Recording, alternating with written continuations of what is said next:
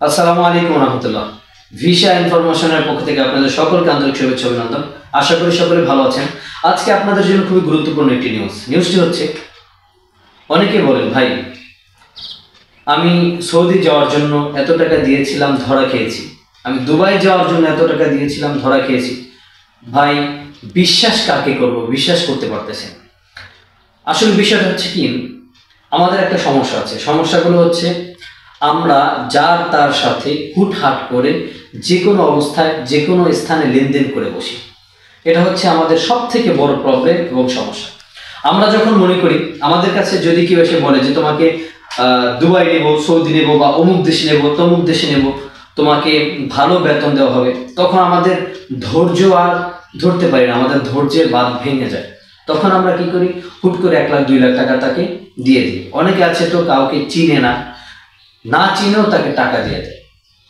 বিষয়টা হচ্ছে এই দায়ভারটা সম্পূর্ণ আমাদের, কারণ আমরা তাকে না চিনি, তার অবস্থানকে না জেনে আমরা তাদের সাথে লেনদেনগুলো করে থাকি, যেই কারণে আমরা প্রচুর ধরা খাই।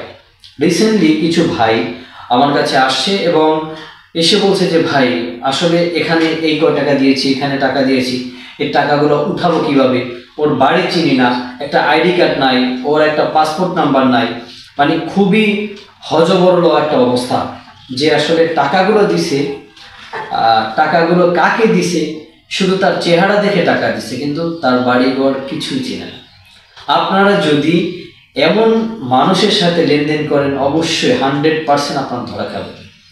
আপনাকে লেনদেন করতে হবে, আপনাকে আগে দেখতে হবে অবশ্যই কার ভালো একটা অফিস আছে, কার একটা মানসম্মত জায়গা আছে, কাকে দেখলে মনে হয় আপনি স্যাটিসফাইড যে আপনি টাকাটা মার যাবে না।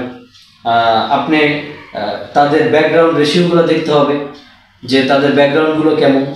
যাকে আপনি টাকা দিয়ে অন্তত যদি আপনার ভিসা ক্ষেত্রে কোনো ঝামেলা হয়, আপনার টাকাটা ব্যাক পাবেন কিনা, বা আপনাকে সে ফুল সাপোর্ট দিতে পারবে কিনা, এমন মানুষের সাথে যদি আপনি লেনদেন করেন, সেক্ষেত্রে আপনার টাকা মার যাওয়ার কোনো সম্ভাবনা থাকে না।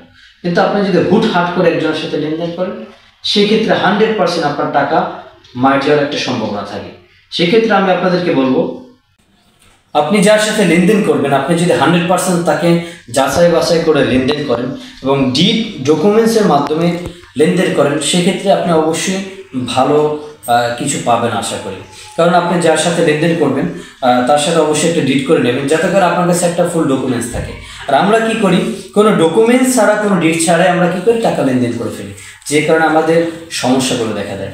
আশা করি আপনারা সকলেই যার সাথে বাইরের বিষয় হোক বা যে কোনো বিষয়ে হোক লেনদেন করবেন, আশা করি সকলের ডিড ডকুমেন্টসের মাধ্যমে বা লোকটাকে যাচাই বাছাই করে তারপর হচ্ছে আপনারা লেনদেন করবেন। আশা করি সকলে বুঝতে পারছেন। সকলকে ধন্যবাদ। আসসালামু আলাইকুম রহমতুল্লাহ।